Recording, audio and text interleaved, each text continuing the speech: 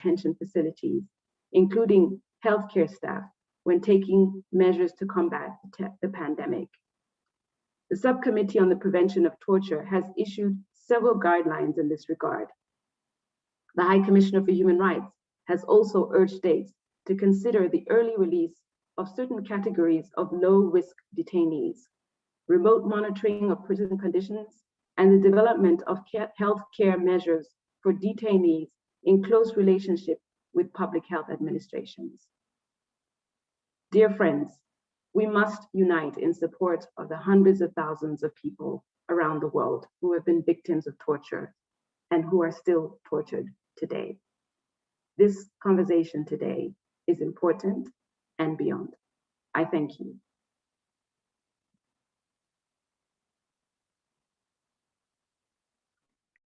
Thank you, Ms. Noko, for your remarks and for a very useful background, as well as a commitment to support us in developing appropriate legislation. I now call upon our second speaker. That will be Honorable Mr. John Jeffrey, who is also a very close friend of the Human Rights Commission, but also a long-serving member of Parliament and currently the Deputy Minister of Justice, who has also been instrumental in where we are today. Over to you, John Jeffrey. Thanks, Program Director, Advocate Tipanyane. Distinguished guests, I won't have the time, unfortunately, to list everyone and everyone joining us on this platform this morning. There's no denying our brutal past, where torture was regularly used by the state machinery to oppress people and punish them or silence them. Sadly, in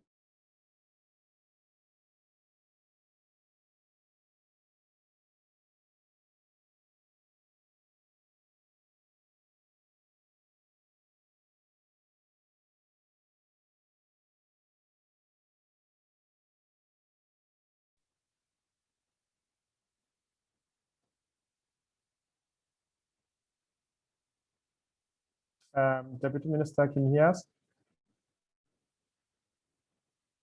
Oh.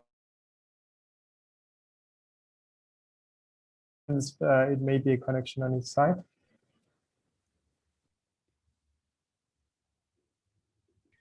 Maybe those fluctuations we're getting, Kwanele. Let me call him. South Africa's internet. Yeah, I also heard that a few minutes ago. I had to leave and then try and rejoin. Okay. I'll call him. Okay. Let me call him. 1 minute. I'll call him. We still have a minute to go. Otherwise, we'll call our next speaker then.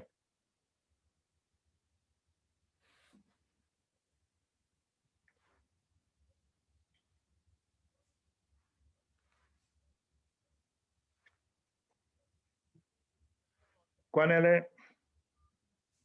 do we pause or ask Mr. Abdul? If possible, Abdullah and Kintamin, if he's ready, and then the Deputy Minister will come afterwards through you. Kwanele, just find out from the. Just remember, I'm trying to find out, CEO, Minister, we lost you there. You next speaker. Fine, Minister. Thanks. Okay. Okay. Okay, Minister. Thanks. Colleagues, unfortunately, due to fluctuations in our internet, we have lost the Deputy Minister. He will come back as soon as possible. So we'll hand over then to our. Yes, I just spoke to him now. He said he will come in the last slot. He's got some challenges. Yes, thank you. Mr. Abdullah. Okay. Thank you, Commissioner. I was making that announcement to say that in the absence of the Deputy Minister due to internet fluctuations, we'll now call on our next speaker, Mr. Abdallah Unia, who is currently the Vice Chairperson of the Subcommittee of the Prevention of Torture. Then the Deputy Minister will follow afterwards. Over to you, Abdallah. Thank you, dear President of the séance.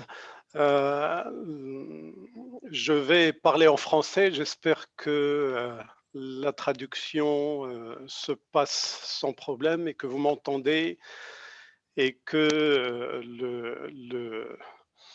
le son est bon. Bonjour, merci encore une fois, Monsieur le Président de séance. Bonjour, Mesdames et Messieurs. Je suis vraiment très heureux de participer aujourd'hui, encore une fois, à cette conférence organisée par le mécanisme de prévention de la torture de l'Afrique du Sud, présidente du SPT et de mes collègues du SPT. Je prendrai la parole. J'espère que j'aurai le temps d'épuiser un peu les questions qui me semblent essentielles et qui sont en relation avec 3 éléments importants. Je voudrais, avant d'aller plus loin, remercier encore une fois Monsieur le Président, le commissaire Nissen et Kwanele pour l'effort qu'ils ont fait pour organiser cette conférence et de permettre à tout le monde de pouvoir parler dans la langue qu'ils maîtrisent. C'est très important de pouvoir passer les messages, évidemment, d'une manière très claire et dans la langue de travail habituelle. Alors, mon intervention, qui va être très rapide, really that will be very short and quick, will access 3 key points. First of all, I will address the importance of the World Day to support the victims of torture. And the second element will be l'engagement de l'Afrique du Sud dans la lutte et la prévention de la torture, et donc la signification de la ratification de l'OPCAT par l'Afrique du Sud, et pour l'Afrique du Sud, évidemment. Et puis, 3e point concerne aussi, à mon avis, cette question extrêmement importante et d'actualité, puisqu'elle a fait l'objet de discussions au sein de notre dernière session, la 44e session du SPT, relativement à la nécessité de travailler dans le cadre de conference when it's about working as a network. So I will talk about the importance of collaboration between the different national mechanisms of prevention in Africa and also in the world. So very, very quickly, I think the International Day of the UN, as you know, to support the victim of torture, yes, each and every 26 June, it is through the 5249 resolution, which has been adopted in 12 December 1997.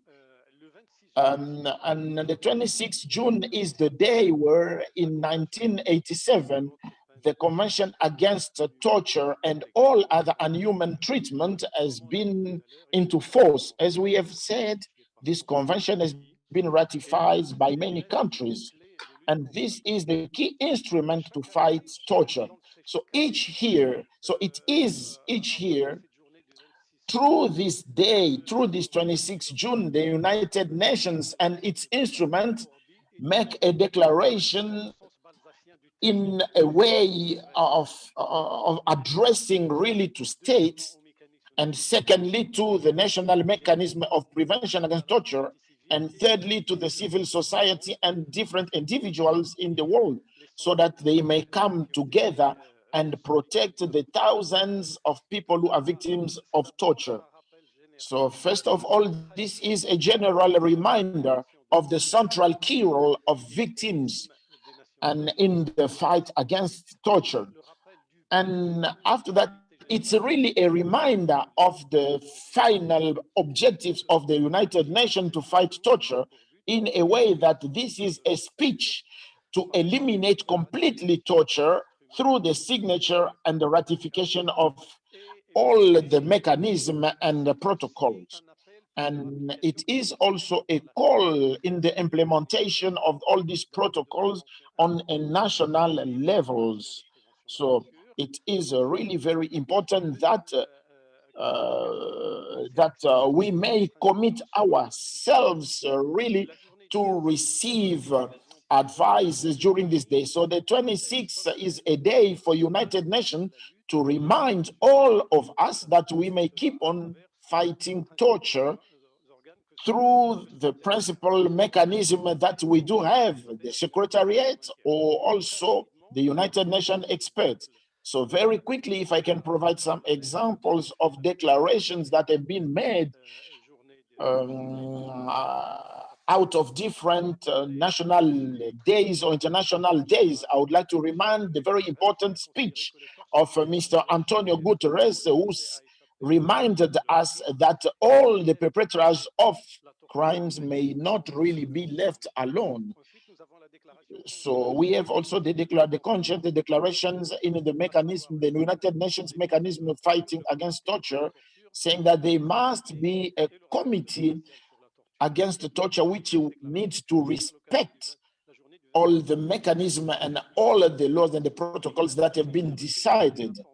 It is very important that all the informations around torture around the world be collected and shared so that access to justice may be guaranteed. I would like to remind as well the declaration of the former president of CAT, Mr. Jens Modric, who has considered the 26th June 2020 in the context of COVID, has reminded that the government has the obligation to guarantee the security of all citizens, and prisoners should also be protected and provided health care as all other citizens, and protected and even tested against COVID virus. As a summary, 26 June is a day to remind to us all the principles that govern the fight and prevention against torture. This is also a reminder that it is necessary for all the victims to be adapted, which is the rehabilitation and access to health care, social and psychological care as well. I think time is moving, so let me move to my second element, my second key point. What does all this mean for South Africa when it comes to the ratification of CAT? South Africa should implement all the necessary means for the prevention of torture. South Africa has implemented a mechanism which is a mechanism composed of different organizations. And South Africa is also reminding all of us that it's very important to have a very independent mechanism, mostly financially, which will allow the visits to all those who are victims of torture, and in all its works should avoid conflict of interest, and the states should remain in the position to listen to all the voices. So the South African mechanism is copied on the National Commission of Human Rights in South Africa, and as the reporter of the country, I should say that the NPM of South Africa is responding to the expectations, and it has documents and follow the text that have been ratified nationally and internationally. And South Africa is organizing as well visits as convened by OPCAT in all the surface of the country. Yes, I would acknowledge that there are some reforms that should be brought forward. And for example, in relation to the mechanism, and these reforms should allow this mechanism to play its full role. And in all areas, a visit of the SPT will be really a very good barometer to measure the unification of all the elements against torture.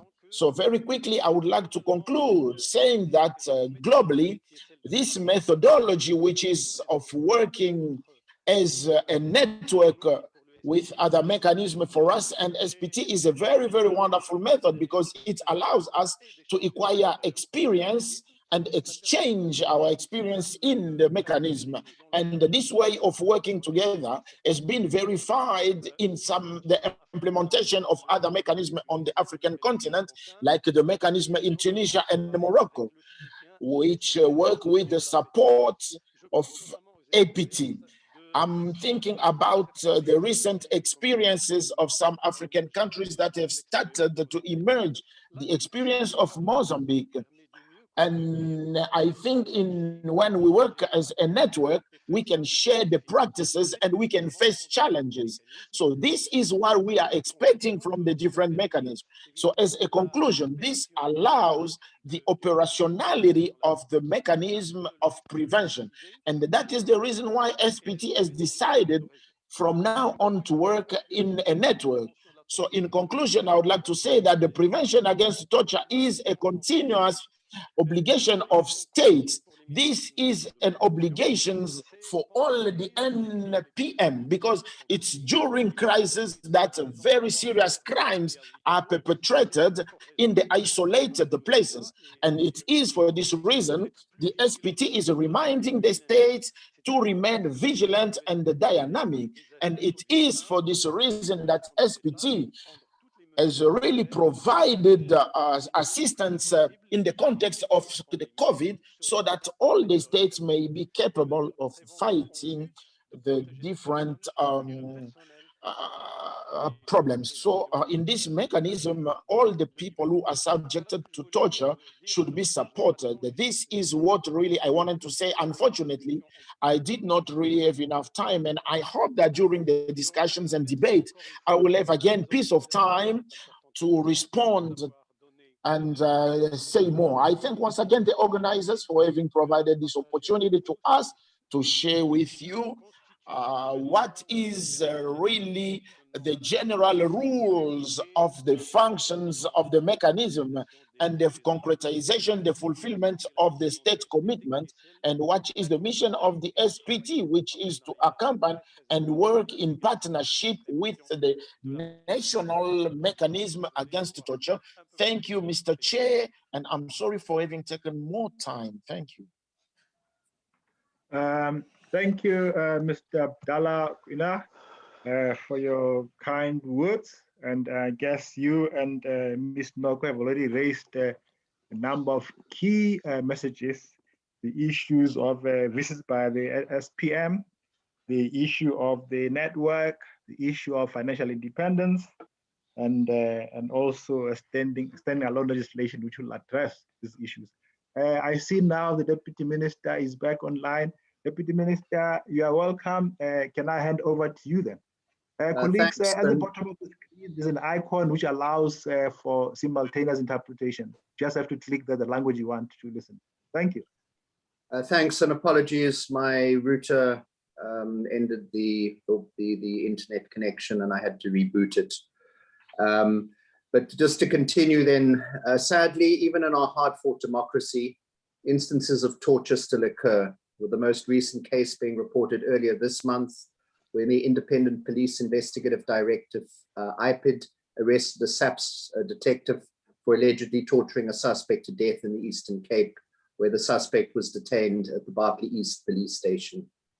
The establishment of our NPM has been a major step forward. While South Africa has joined the international community in reaching the consensus that torture and other ill treatment must be prevented, it did take a long time to complete the OPCAT implementation process. As you know, the optional protocol was signed by South Africa in September 2006. The Parliament's National Assembly and National Council of Provinces approved the ratification of the OPCAT on the 19th and 28th of March 2019, respectively. In compliance with Article 27, South Africa deposited its instrument of ratification of the OPCAT with the Secretary General of the United Nations on the 20th of June 2019. And under Article 28.2, the OPCAT came into effect for South Africa on the 20th of July 2019. So the establishment of the NPN in 2019 marked almost 13 years since South Africa signed the optional protocol. The fact that we now have a well-functioning NPM is a significant achievement. It's really encouraging to look at the list of NPMs for state parties on the United Nations website and see South Africa listed there, especially because it took so long for us to establish the NPM. It's equally encouraging to be able to click on the interactive map on the South African Human Rights Commission website and see the various police stations, mental health institutions, correctional centers, refugee reception centers, secure care centers, and CYCCs, the Child and Youth Care Centers, which have already been visited. Visiting 64 places of deprivation of liberty is no small achievement. As you are aware, the responsibility of leading the NPN was assigned to the South African Human Rights Commission after extensive consultations and benchmarking involving existing oversight bodies and civil society at national and international levels. And there have been many highlights of the NPM in the last 2 years. The NPM has undertaken a baseline assessment to places of deprivation of liberty in all South Africa's 9 provinces and released its first report during its first year into existence. As mentioned, these places include secure care centers, police stations, correctional centers, immigration detention, and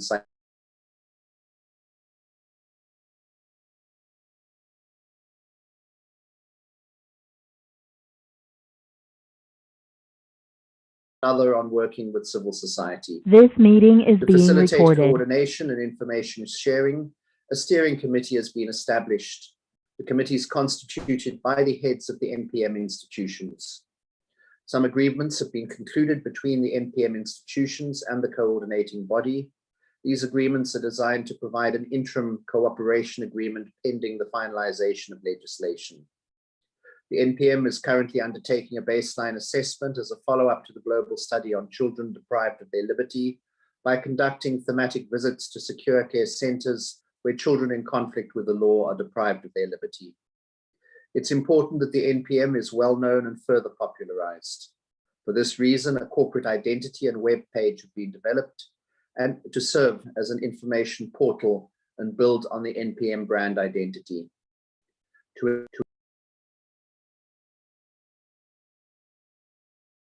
Mechanism that monitors places This of meeting deprivation is of being liberty. recorded. The figure in the logo represents a person who's protected and treated with dignity. The gray color represents safety and dignity. The black represents power. The purple contains a mix of energy from the color red and integrity from the color blue. Webinars and events such as this one we're having today further raise awareness of the important work done by the NPM.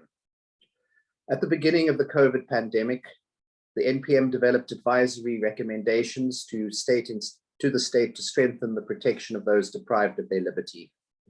Under an EU-funded project together with the Association for the Prevention of Torture, it is working on an assessment on assessing the implementation of the Bangkok rules in South Africa and in the SADC region. Great strides have also been made in building relationships with key stakeholders in government and civil society, both locally and internationally. The role of civil society is fundamental to the realization of the NPM's mandate. As mentioned in the APCOF's research paper number 28, and I quote, "Significant value and credibility will be added to the work of South Africa's NPM if civil society as critical role players in efforts to combat and prevent torture in places of deprivation of liberty is involved in the engine room of the NPM, as well as its monitoring work, so as to promote the effectiveness, independence, and legitimacy of the mechanism." But along with these successes and progress made, we also know that the NPM has particular challenges, both now and those envisaged in the future. In its first annual report, the NPM not only identified potential challenges, but also made proposals to strengthen the mandate of the NPM through a number of interventions. It must be stressed that no NPM in the world can discharge its functions without the cooperation and assistance of the relevant state officials responsible for the various places of deprivation of liberty. We know from the annual report of our NPM that access to several places of deprivation of liberty was a challenge. There is therefore a need for further engagement with the state, including the consideration of appointing NPM focal persons. The operation of the NPM should be guaranteed, and the visiting mandate of the NPM should extend to all places of deprivation of liberty as set out in Article 4 of the optional protocol. In our efforts to build a truly independent and effective NPM, it is equally important that the independence of the various oversight bodies should be incrementally and adequately addressed, as was shown by the Constitutional Court in the Sonke gender justice case. The question then arises as to how the state can support the NPM going forward. All NPM should meet some minimum requirements provided by the OPCAT, which include the following: functional independence, financial independence, adequate levels of funding, multidisciplinary and diversity in the NPM, powers to access places, persons, and information. With regards to legislation, in addition to the various acts which regulate the different bodies, which relate to the different bodies in the NPM, There's also a need to amend the Prevention and Combating of Torture in Persons Act to incorporate more OPCAT requirements. Although this is not on our department's legislative program for this financial year, it's something that must be attended to. The UN Committee Against Torture made 3 recommendations, and I would like to advise that we have responded to all of those. This past Sunday, the 26th of June, was International Day in support of victims of torture. And on Sunday, we saw the National Prosecuting Authority and the Hawks saying they are enhancing efforts to investigate and prosecute DRC cases. Many victims of apartheid era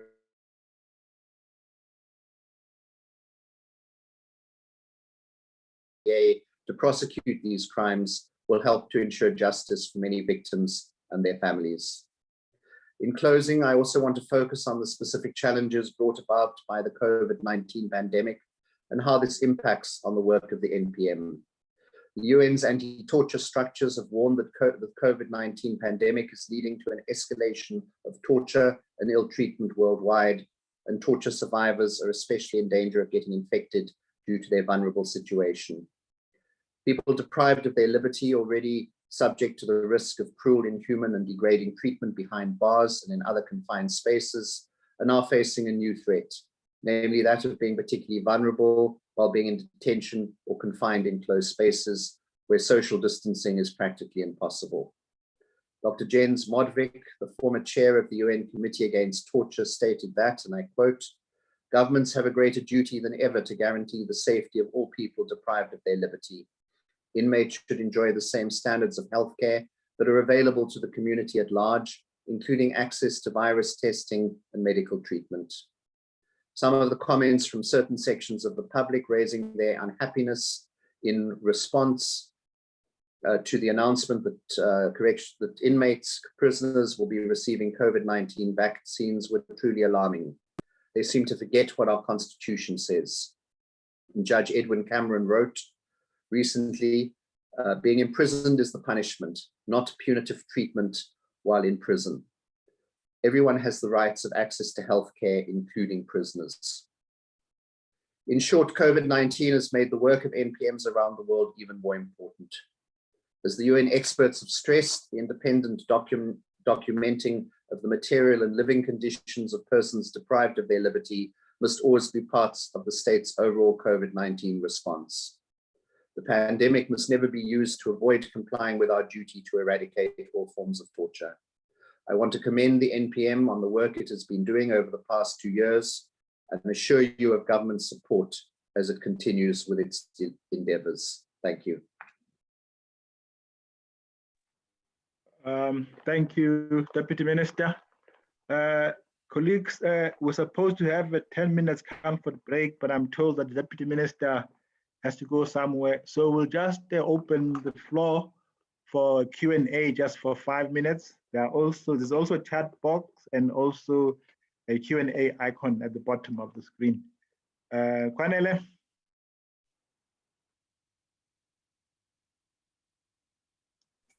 Over to you, moderator. I think you can kickstart the Q&A if you have any questions from your side, and also the other speakers if they've got any questions. Yeah. Okay, colleagues, the floor is open then. Let's give other people a chance. If there's anybody. There is none on the chat box and the Q&A. Yeah. Okay. Can I then, Jen, give our panelists a minute each for any reflections? I had Abdallah saying that you had more time, so I'll just give each of the panelists 1 more minute, then we can release the Deputy Minister. Thank you. Yeah. Abdallah. OK. Merci, Monsieur le Président de séance. J'ai été très attentif à l'intervention de Monsieur le vice-ministre de la Justice, je crois, et je crois qu'il y a un engagement très fort. And I believe there is a very strong commitment in the fight against torture in South Africa. But I would like to remind the importance for different governments to support mechanism, but to also exercise their mission in the mandate of OPCAT. So it is very important to underline and remind this mission. So the Deputy Minister has reminded all the very important elements based on the criteria to allow the mechanism to work. But I would like to emphasize that it is very important in the models in which the NPM, might this be in the National Commission or not, this mechanism should remain in the mandate of OPCAT and not to go out and do some other things relatively when it comes to the complaint and the investigations. So this can be done by some other bodies, and because this is, I would like to say, this is our worry, this is our concern in the SPT, to always remind to the mechanism that they have their job to do as a mechanism and not other things. And the Deputy Minister has reminded the importance to encourage and support the mechanism. So today, more than ever, because we should avoid to be, we have to avoid torture to be perpetrated because of this crisis that we are experiencing today. So it is very important that the commitment that OPCAT be permanent, and it's very important that states also may be involved during the crisis. So I would like to congratulate myself because South Africa and the authorities are always reminding the importance of working in that area. So once again, it is very important to maintain and to allow the mechanism to work in the limit of its mandate as attributed by OPCAT, the mandate which is a result of the state which has ratified the OPCAT. Thank you. Thank you. No, certainly the issue of respecting the integrity of the NPM is quite important, but also a challenge in our context, where the NPM is part of the Human Rights Commission, which has 2 other mandates. But certainly we are making sure that we don't create that confusion, regardless of the temptation. Ms. Noko, any words from you? No, CEO, thank you. I mean, I think I also just want to recognize the commitment that I've heard from the discussion thus far. I think first and foremost from the South African Human Rights Commission itself and the headway that has been made, and certainly hearing the Deputy Minister this morning. I think the 3 things that I really picked up for emphasis is the fact that the recognition that government needs to provide the necessary resources to ensure that the OPCAT can indeed be operationalized through the NPM under the auspices of the South African Human Rights Commission. The second is the recognition of the need to amend the current Torture Act in South Africa to include all the OPCAT requirements. And I think very importantly, I'm putting this one to last, but also the recognition of the legacy of torture in this country and the journey that has been traveled and what remains to be done. So really it is from my side to again reiterate the support and the commitment to support South Africa and the NPM in this country to really realize itself and to commend the work that is taking place so far. Thank you.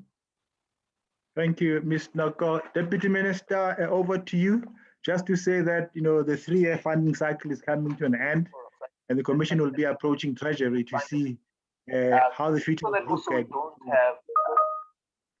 Hi, look, sorry? Deputy Minister, I was saying that over to you, but just to remind you that our 3-year funding cycle is coming to an end. We'll be approaching Treasury soon to ask for the next round of funding, and I hope we'll get support from your good office. Thank you. Over to you. No, I'm well aware of that. No, I think I've covered everything. I went slightly over in my speech, so my apologies for not being able to stay the full time. But this other engagement had already been set up, but I needed to attend to show my support for the NPM. Thanks very much. Thank you for your support, and you are released. There was a question from Abdallah from Kwanele, just for you to reflect and comment on the challenges which a number of NPMs face all over the world with the hybrid model. We are aware there are a number of NPMs which have national human rights institutions as part of the NPM. And what are the challenges from where you stand and the recommendations? We're still debating this in the Commission. Should we pursue the hybrid model or basically go alone as a standalone NPM? Thank you. Oui, merci, Monsieur le Président. Encore une fois, c'est très, très important de rappeler, et nous rappelons toujours au mécanisme, à la fois à travers les rencontres que nous avons avec eux et à travers nos correspondances, à travers aussi les visites lorsqu'on visite certains pays et les recommandations que contient toujours le rapport du SPT. Il est toujours important. Et d'ailleurs, notamment, quand on fait des visites, on rencontre le mécanisme national de prévention de la torture, auquel on consacre du temps, beaucoup de temps, et avec lequel parfois on fait des visites conjointes. Et c'est pour ça que je disais tout à l'heure, moi, en tant que rapporteur de l'Afrique du Sud, je suis très attentif à ce qui se passe en Afrique du Sud, notamment en matière de prévention de la torture. Et on a beaucoup réfléchi, notamment lors de conférences précédentes, avec des rencontres avec le commissaire Nissen et Kwanele, relativement notamment à ces questions essentielles. Et nous avons toujours exprimé le vœu que le mécanisme, comme vous venez de le dire, Monsieur le Président, fasse la part des choses, c'est-à-dire qu'il intervient dans le cadre du mandat qui lui est conféré par l'OPCAT, qui est celui de pouvoir faire des visites, de pouvoir faire des rapports et des recommandations à l'État et de pouvoir être partie prenante intégrale dans les relations de partenariat avec l'État, notamment en termes de force de proposition. Ça, c'est très important. Et donc, en tant aujourd'hui comme membre du SPT et vice-président, notamment chargé des questions juridiques. SPT, in charge of judicial issues, I would like to remind this. I think the South African mechanism is very, very sensitive to our speech and narrative. And you have reminded us we need to separate issues because we have a lot of issues. And as the South African NPM, when we're talking about prevention, we need to remain in the framework of OPCAT. So we need the very important support of state, the financial support of the state, which will give independence and allow the work to be done. So really the very first challenge, which I would like to say most of the time, a challenge to which NPM are facing, no matter the model that has been adopted, it is when the prevention is made, we have to work in the mandate of OPCAT. That is the first challenge. But I know that in the other sections of the execution of human rights, these are other domains. But when it comes to us, when we speak to SPT, when we address the world as a national mechanism of prevention against torture, we need to work in the framework of OPCAT.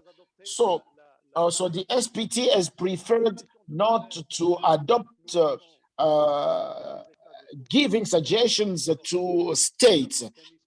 So it's very important that states organize. So I think we should really have some independent bodies which will deal only with the prevention. But we have the experience of South Africa, which has experienced from the British experience, which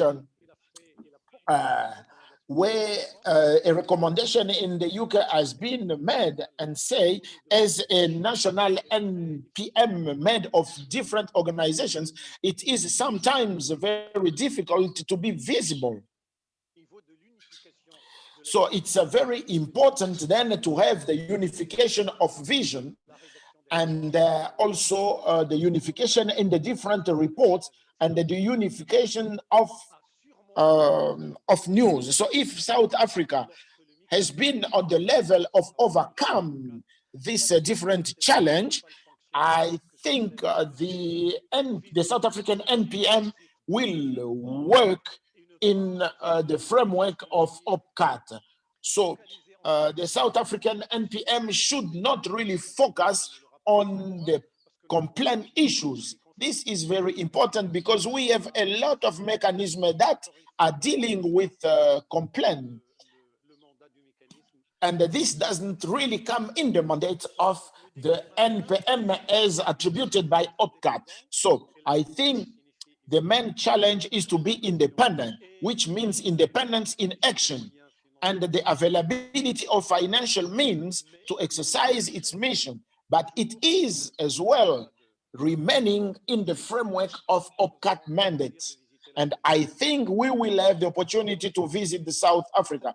As the South African reporter, I will suggest that during the next session to program South Africa for a visit, just to measure the importance of the work from the mechanism, how a mechanism made of different bodies is working and deals with its mission. This is the principal challenge, to be in the mandate.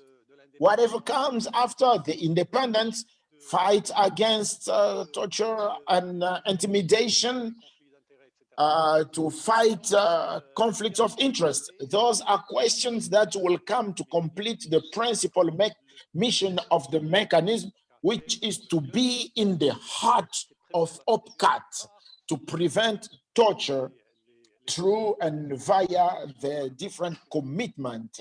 Thank you, Mr. Chair.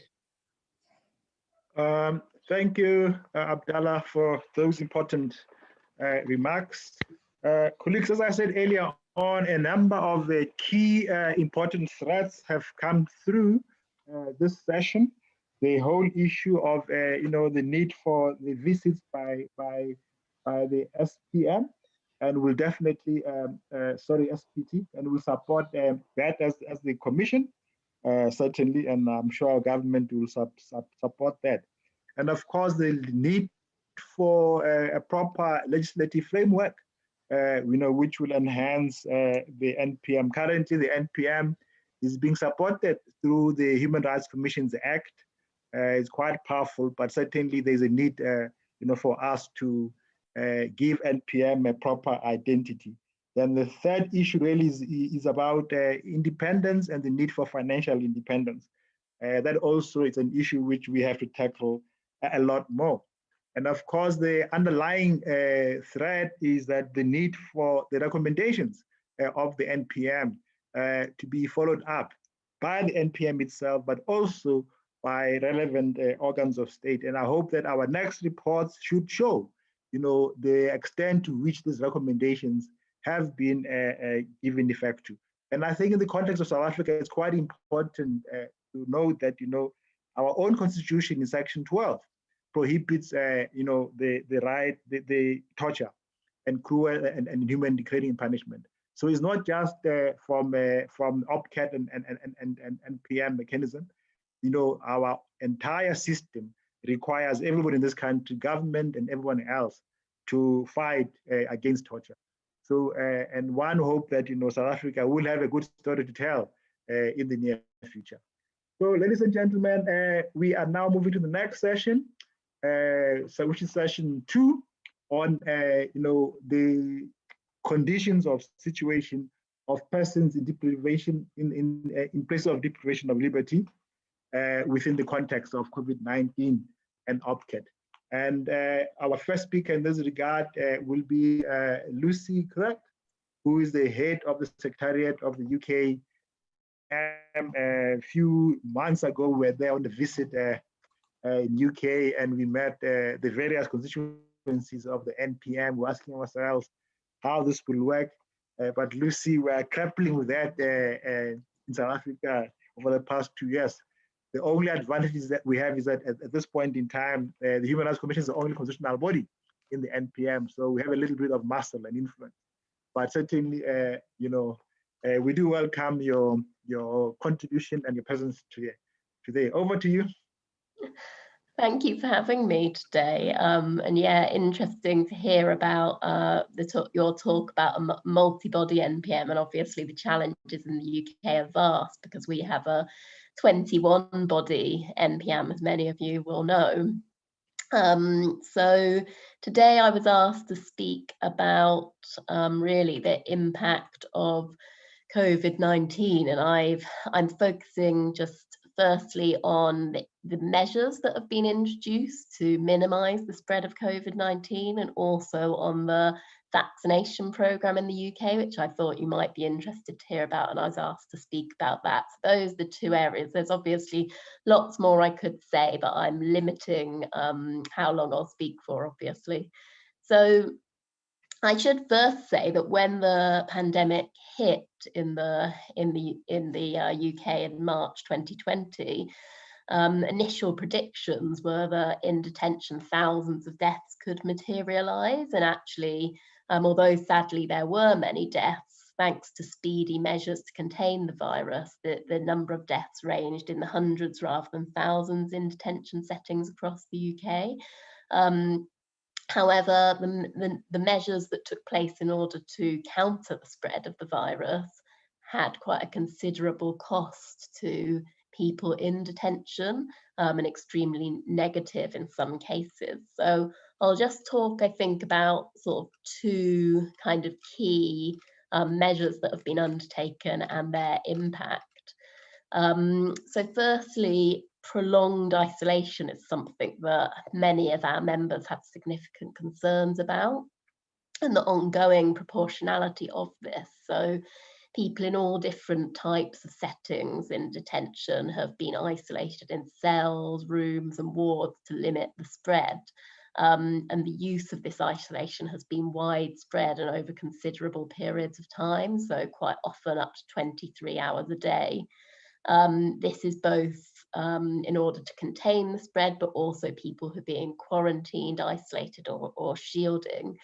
And in some instances, our members have said that this has resulted in solitary confinement, and in some cases into prolonged or indefinite solitary confinement. And so obviously the impacts of this have been the cumulative impact on mental health, which has led to spikes in incidents of self-harm and the increase in number of detainees needing mental health assessments. So that's been one sort of significant impact on mental health that our members are continuing to monitor and have concerns about.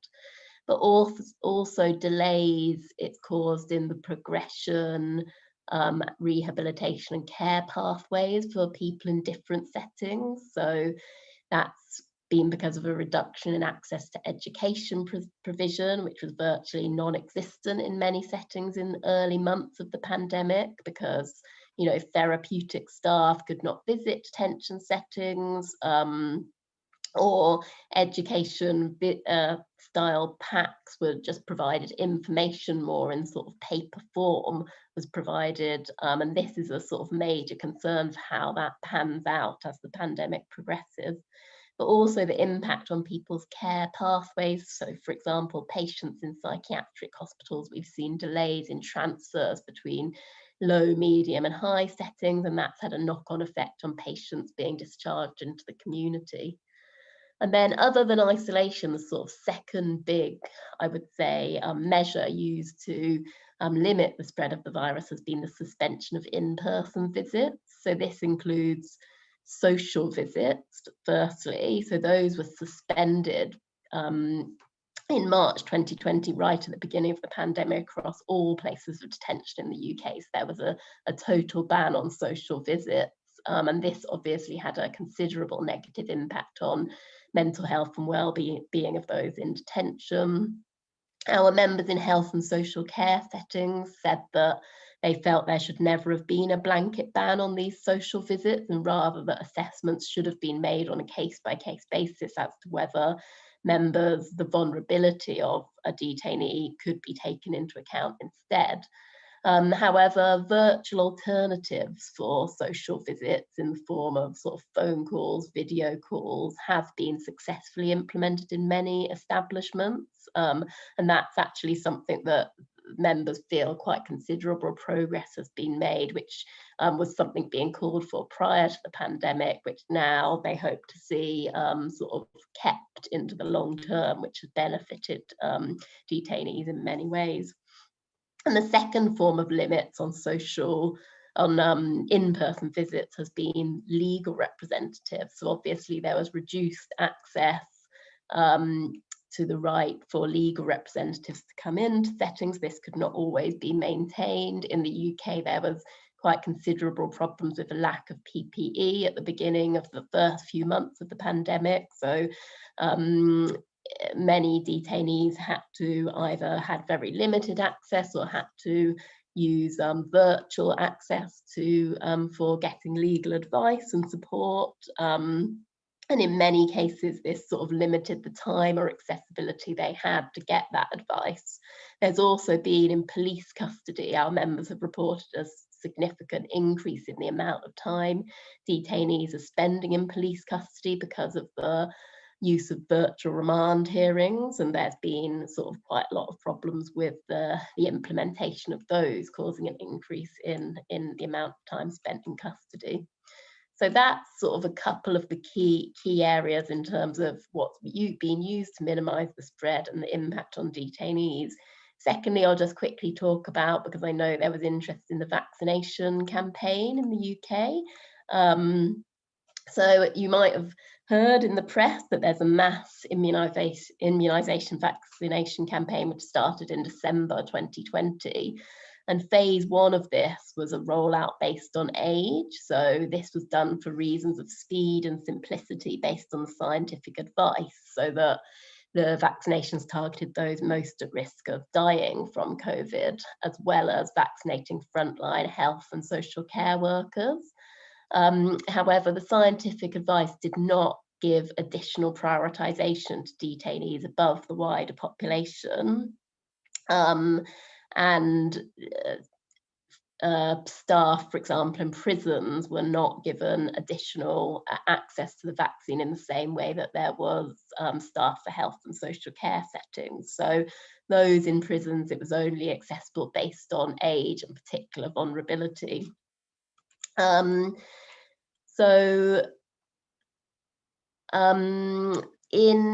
April 2021, the sort of first phase was complete, where all people who were clinically vulnerable and all over 70 was completed, and then the government asked scientists to consider the case for recommending the inclusion of everyone in closed settings, including staff, to be part of the second phase of vaccinations. The scientific advice has only come out in the last couple of months, but it reported evidence of higher levels of infection in prisons than in the general population, higher rates of hospitalisation and higher associated mortality among both prisoners and prison officers. But according to prison records, fewer than a quarter of frontline officers have so far been vaccinated. So in phase two of the pandemic, the COVID programme aims to now offer vaccines to all adults aged over 18, and this includes prisoners and prison staff. But this still doesn't really meet the recommendation that's been made by one of the sort of scrutiny bodies here, who aren't a member of the NPM, but they're called the Independent Panel on Deaths in Custody, and they look specifically at deaths across all areas of custody. And they advocate for adopting a more universal whole institution approach to vaccinating prisoners and prison staff, acknowledging that prisoners have a higher level of serious health conditions which put them at risk of COVID, and obviously being in a very closed setting, but the government is yet still, as I understand it, to undertake that advice, and sort of the focus being on prisons is very much still only adults above 18 as they come to be offered the vaccine, rather than specifically a whole institution of detention at a time being offered.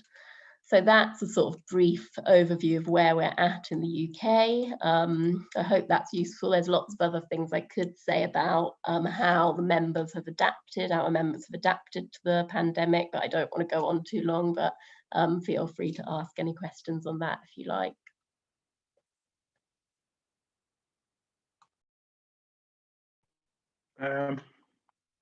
Thank you, Lucy, for the input.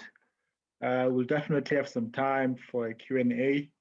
Can we then hand over to Mr. Mohamed Najiba, our colleague from Morocco, Morocco National Human Rights Council, also working on the NPM there. Over to you, sir.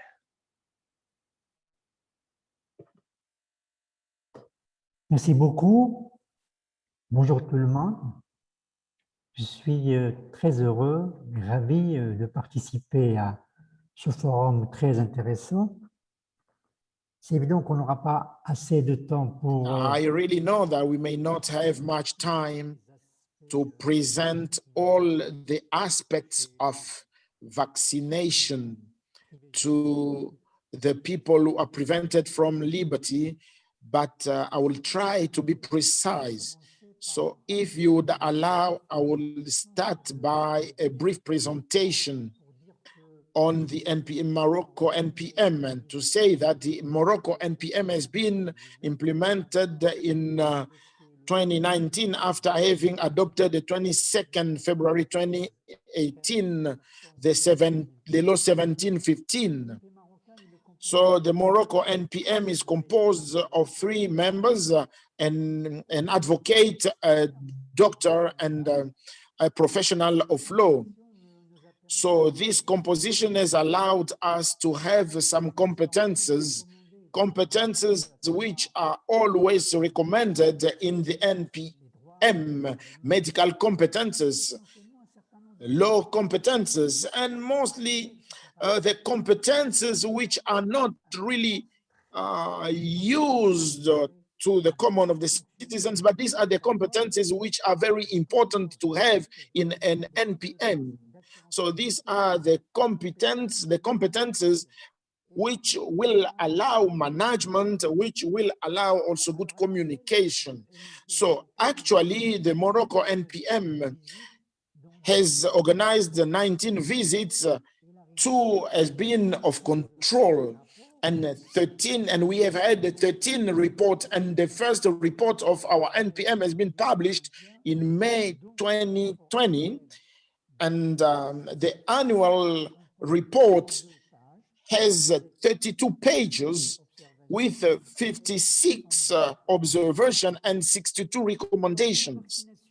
So when it comes to vaccination, I will start by saying that the epidemiological situation in the population from the 26th February 2021, we have 29,76,000 of our population that has been vaccinated.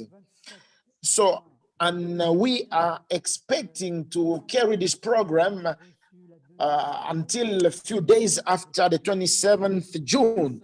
So we have undertaken 6 million vaccinations.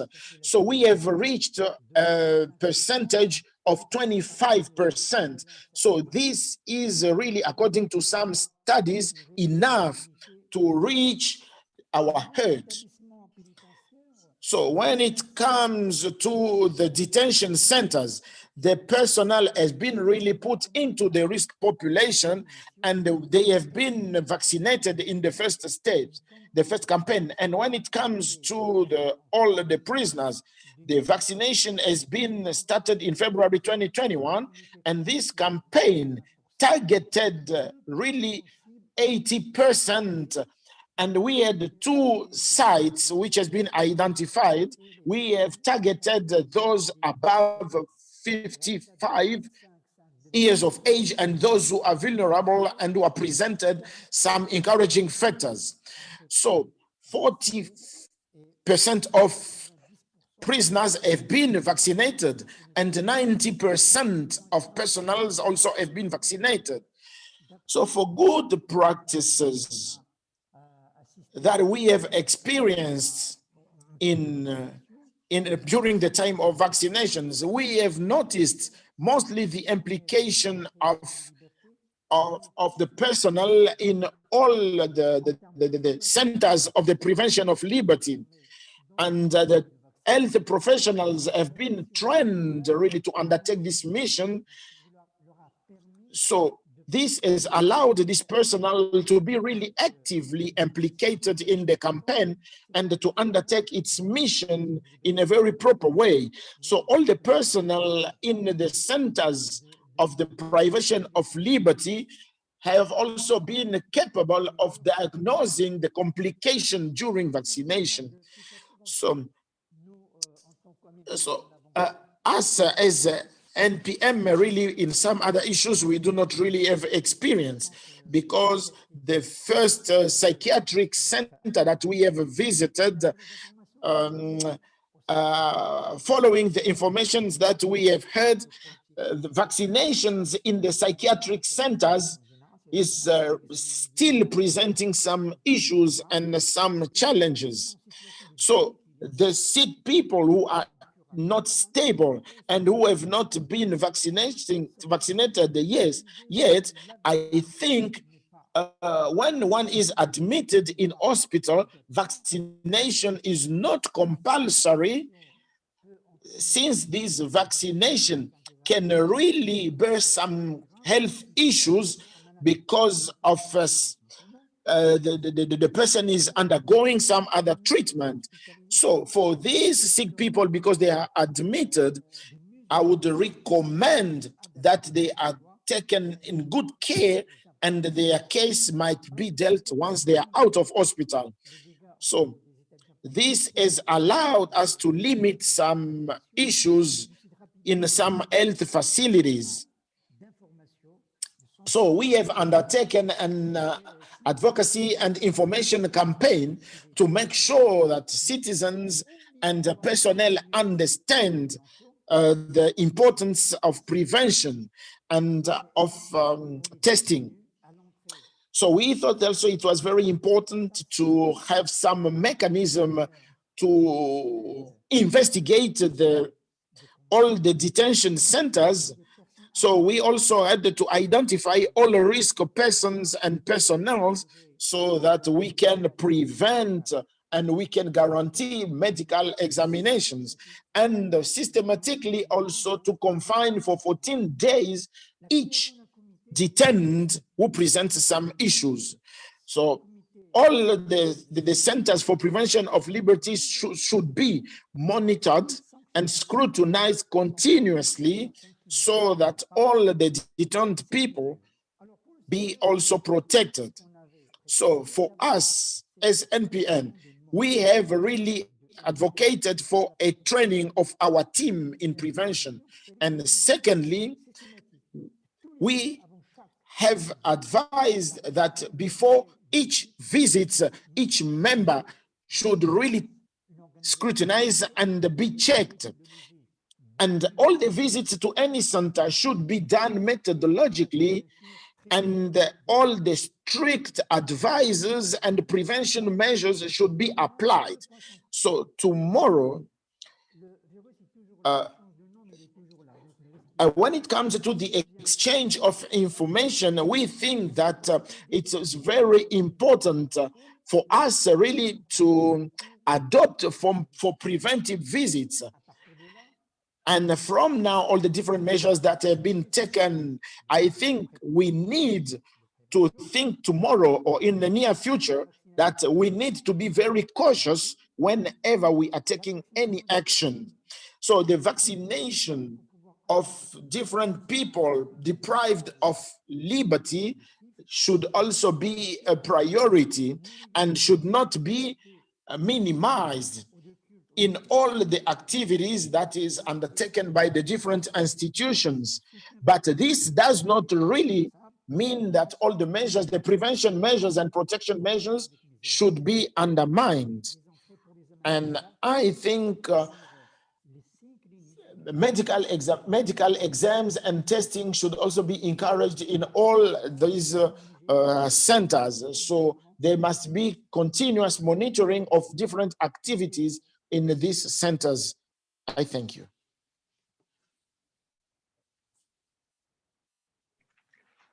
Thank you, Mr. Banijila.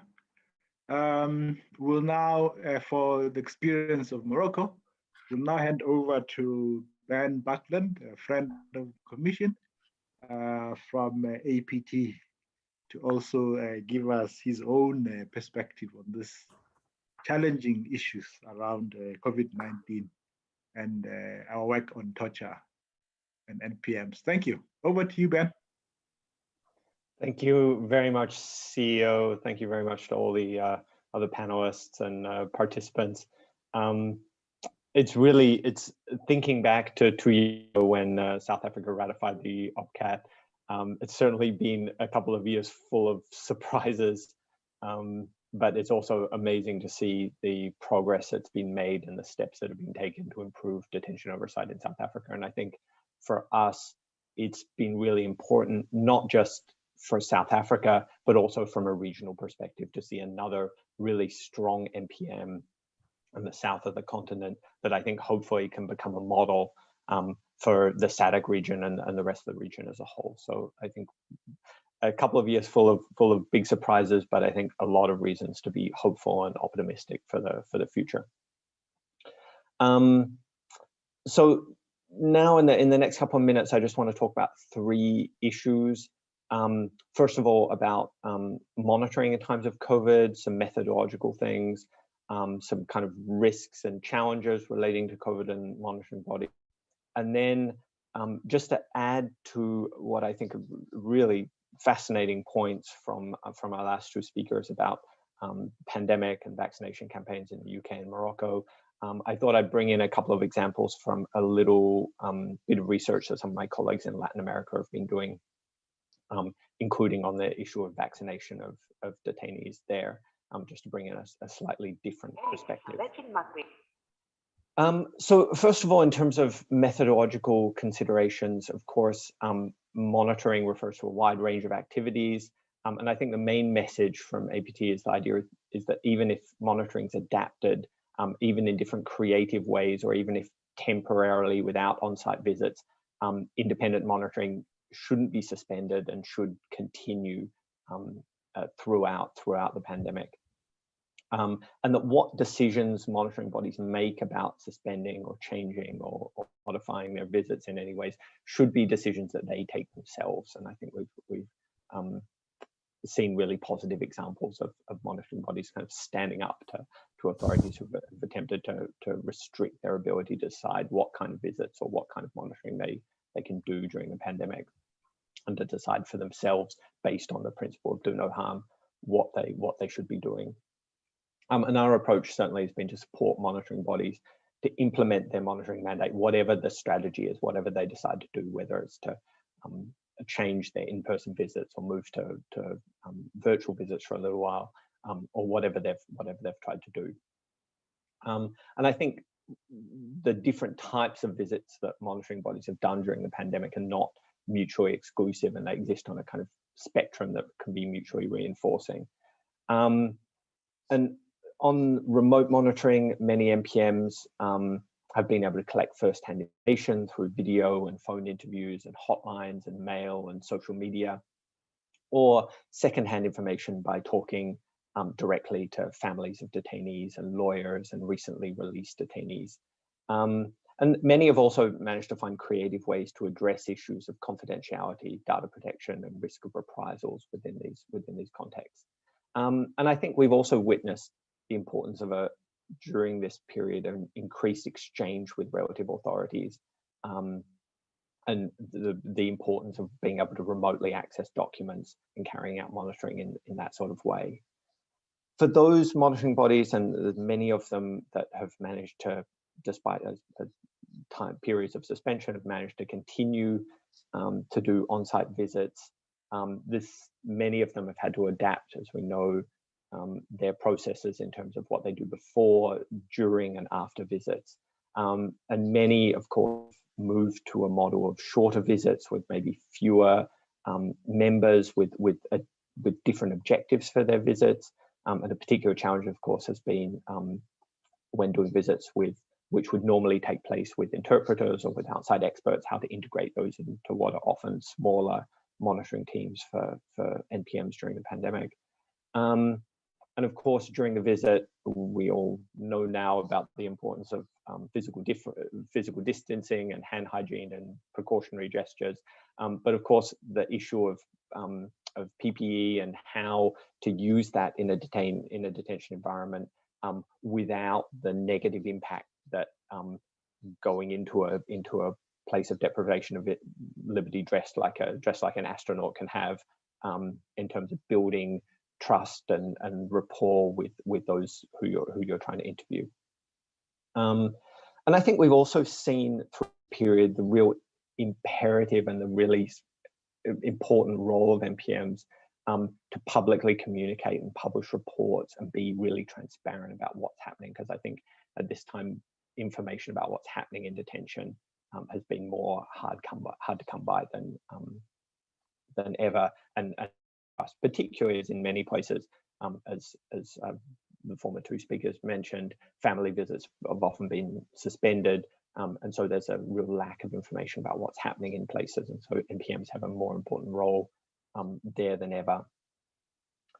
Of course, we know that the pandemic's led to a whole bunch of new risks and new threats to those deprived of liberty, both to detainees and to staff. And this has, of course, led to lots and lots of new things for monitors to look into. Of course, the need to adequately protect people deprived of liberty and staff. So health protocols, equivalence of care, availability of hygiene products and facilities are all things that NPMs are looking at, issues relating to overcrowding, and then also looking at employment practices and benefits and make sure that staff members are able to go to work without putting their health and the health of others at risk. It was really great hearing from Lucy about the specific challenges that they've been facing in the United Kingdom related to implementation of more restrictive regimes in place of deprivation of liberty. The idea that you can protect someone's health but actually expose them to enormous psychological risk by putting them in solitary confinement essentially for a really long time. And I think for monitors, it's been really important to look at the legality of these kind of measures, the proportionality of them and the adequacy of them, and also what kind of compensatory measures have been put in place to ensure that some contact with the outside world continues, and also effective access to legal and procedural safeguards. I'm glad that Shadrach, a colleague from Rwanda, I think is going to speak next. And there I know that there have been lots of creative efforts put in place to ensure that access to family in some ways can continue, but also I'm sure he's going to talk about the impact on access to safeguards there, the fact that lawyers wanting to go and speak to their clients in police custody have to pay for a COVID test before they go, which then adds an extra cost burden onto what's already a process that's out of reach for many from a financial point of view. And then, of course, the issues that around the things that Lucy again mentioned around arbitrary detention and excessive solitary confinement. And then, of course, there are all these other issues outside traditional places of detention, including quarantine and curfews and confinement. And I know that many NPMs have really looked creatively at the extent of their mandate and even gone into to private homes and hotels and quarantine environments and looked at those within the really broad powers that they're given by the OPCAT. And of course, I'm sure many of you are aware we have a COVID monitoring guide on our website that's available in a whole bunch of languages, and that provides some guidance and then also some good examples, I think, from NPMs around the world on some of these issues that I've just talked about. So now turning just briefly to this little research project that some of my colleagues have been doing in Latin America. It was just updated in May. And I think it's particularly interesting because obviously when Quinelle asked me to speak, he also asked if I could talk about vaccination in detention. And it was in this recent update that some data on vaccination was first added. And this is because prison authorities in Latin America only began to implement vaccination processes for the general population at the beginning of 2021. And in some countries, the prison population, including prison staff, began to be included in this process. But before talking about some of those key messages, I think there's a couple of kind of foundational principles that have been raised already, but I think it's really worth underlining them again. And the first one is just about vulnerabilities and the fact that, of course, some individuals and groups in detention have specific healthcare needs that need to be addressed on an equivalent basis to those in the community. So taking a vulnerabilities perspective. Second, the point that healthcare, at least to the healthcare that's available in the community, should be available free of charge to all detainees. And that also that healthcare service within place of detention should be integrated into the national healthcare service, so that national health policies and programs and protocols are applied equally in prisons. And then thirdly, just in terms of these key principles, the point that healthcare staff working in prisons have the same ethical obligations to their patients as staff working in community health services. And this means, of course, that health staff need to be carefully selected to work in place of detention, have to be trained in the specificities of prison health, and in particular in health and human rights and dual loyalties. And that they should also receive support from the Ministry of Health and professional healthcare bodies. So in keeping with these principles, I think it's clear to all of us that vaccines need to be available to all people fully, including those in detention, and that allocation should take into account some of the specific vulnerabilities that those in detention face. And I think as Lucy and others mentioned, I think the pandemic really showed that in closed places, the possibility of contagion can be greater, and particularly in places where the possibility for social distancing is really reduced, where in many places there's still a lack of protective equipment, and still a lack of access to regular testing. So in the survey that my colleagues did, they looked particularly at what's happening in Argentina, Chile, Costa Rica, Colombia, Peru, and Paraguay, and found that in Chile, for example, 27,000 inmates were vaccinated, which is about 70% of the prison population. And by May 2021, 70% of the prison population had received one dose. In Uruguay, 92% of the prison population had been vaccinated, and that's one of the first countries in the region to really try and vaccinate the whole prison population. And there they started with women prisoners. I think one of the things that's interesting from a vulnerabilities point of view is some of the findings about what happened in Colombia, Mexico, and Peru relating to older people in detention, where apparently in Mexico City, the vaccination days were held for people over 60 years of age living in detention. And similarly in Colombia, vaccination for older people in detention was prioritized, and similarly in Peru. And if we look at what MPMs in the region have recommended, lots of them have now put out recommendations in relating to vaccination in detention. So I think just to and I can share a link to this report, which much easier to read than hear me try and summarize just bits of it. But I think to conclude, just a couple of points. One is that I think it's clear now that adequate and sufficient information on number of infections and COVID-19 deaths and vaccination processes needs to be available, and MPMs have a really key role there, and that quality and objective and timely information makes it really possible to identify when or where efforts are needed, and to track and to prevent infections. And I think MPMs also have a role in combating misinformation, including through cooperation with public campaigns that may be run by others, including people living and working in the prison sector. I think it's really necessary to avoid misconceptions about safety and effectiveness of vaccinations, and making information about this accessible in languages and ways that are available to all people, including in detention. So I think I might stop there, but obviously there's lots of things that we can discuss in relation to monitoring and the ongoing pandemic. And so I'm really happy to take part in the Q&A. And again, just congratulations to South Africa for the progress you've made. And it's really fantastic to be here and to be a part of celebrating that progress, despite the enormous challenges and unexpected challenges that we've all faced over the last couple of years. So thank you. Thank you, Ben, for the kind words and experiences. I'm looking at the time and also still have 2 more presenters. So we'll now call upon Mr. Shadrach Mfiza, sorry for slaughtering your name, from Rwanda, NPM Unit Director. Over to you, sir.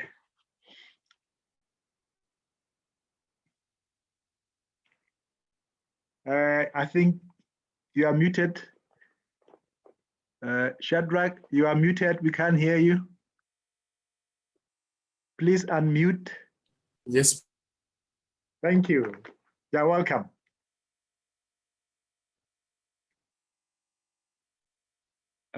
We still can't hear you, but at least I can't. Shadrach, are you getting me? I can't hear you. I can hear you now. You keep on going on and off. Okay, thank you. I'm very glad to present upon the achievement of the National Commission for Human Rights of Rwanda on the prevention of torture and its treatment during COVID-19. The National Commission for Human Rights of Rwanda is an independent and constitutional body governing the law number 19/2013. It has accredited with a status by the Global Alliance for the National Human Rights Institution. In addition, Rwanda ratified the OPCAT on 30 June 2015 with the obligation to establish a national preventive mechanism. With its political will, the government of Rwanda conducted consultation with the various stakeholders that led to the conclusion that it is most appropriate to designate the National Commission for Human Rights of Rwanda as NPM. Now, the National Commission for Human Rights of Rwanda was formally designated as NPM through the law number 61/2018. And this law highlights special responsibilities of the commissioners regarding the prevention of torture and its treatment, such as to carry out with or without notice regular visits at any time when deemed necessary in place of the prevention of liberty, and also to regularly monitor the condition of detention of persons deprived of their liberty, and of course issue recommendations after reporting. Now, as far as the powers of the Commission has the powers of unrestricted access to all documents and information, or information referring to the treatment of persons deprived of their liberty, as well as the condition of the detention, unrestricted access to all places of detention, and so on and so on.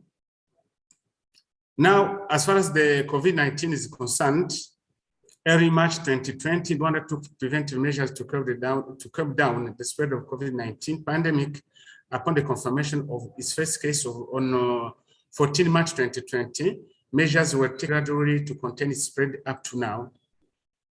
Now, the measures taken by the government to curb the spread of the pandemic include the national lockdown, the ban of non-essential outdoor movement, the ban of inter-district movement, the imposition of curfew hours, and temporary suspension of the court hearing at the beginning of the spread of the pandemic.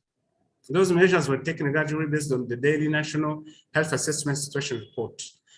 Now, in these times of COVID-19, the National Commission for Human Rights, which is of course designated as NPM, did its best to fulfill its mandate of prevention of torture in the cruel, inhuman, or degrading treatment in the place of the prevention of liberty, like prison, RIB station. RIB means Rwanda Investigation Bureau, transit centers, rehabilitation centers, elderly centers, etc.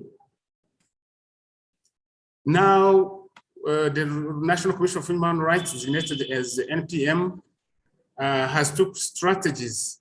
I'm going to talk about the strategies used by the Commission to monitor human rights in the places of the prevention of liberty, and of course challenges there too. First of all, we started by operational preparation strategies. After the first case of COVID in Rwanda in March 2020, as I said, which was followed by a lockdown, the National Commission for Human Rights has conducted visits 2 months later. The Commission identified the places of detention to be visited across the country, that with the composition of the visiting team, taking into account the aspect, of course, looked at logistics matters, focusing on a material that would help the staff to prevent and combat the spread of COVID-19 pandemic. Now, before going to the field, every staff must be tested negative of COVID-19 and is debriefed with others on this aspect of preventing the spread of COVID-19. Now, here is to consider that all the NCHR staff and commissioners were vaccinated against COVID-19 pandemic. Now, at the field visit, taking into account the compliance with the government at COVID-19 measures, all staff that were at the field visit went with enough medical masks and sanitizers and gloves, and respected the social distancing between them and interviewees to protect themselves and to protect, of course, persons in places of the prevention of liberty. Now, they are, of course, obliged to respect the principle of do no harm. Now, after the visit, they were obliged to report, the visit report, they were done and consolidated, and smart recommendations were formulated and addressed to relevant authorities. Now, here is a very important point of following up of recommendation. Now, the Commission of Human Rights, designated as NPM, did, it organized virtual meetings with the relevant institution or consulting institution to share with them the findings of the monitoring of places of the prevention of liberty and address issues that were found when the staff were at the field. Now, I'd like to talk about apart visiting the places of the prevention of liberty. The Commission also conducted an assessment of the situation of human rights in Rwanda. Now, in that assessment, the Commission focused on the right to due process of law, freedom of movement and residence, and the right to physical and mental integrity, of course, the right to liberty and the security of a person, among others. Now, the National Commission of Human Rights welcomed the different preventive measures taken by the government of Rwanda, including the sensitization of the general population, including persons deprived of liberty on COVID-19 preventive measures. It assisting needy persons, including prisons, other centers, transit and rehabilitation centers, and adoption in the judiciary of the use of Skype and video conference to ensure the respect of the right of the suspect and accused to be tried within reasonable times. I'm going to talk about the monitoring of respect of human rights in prison. During the COVID-19 pandemic, the Commission visited prison in order to monitor the respect of human rights there.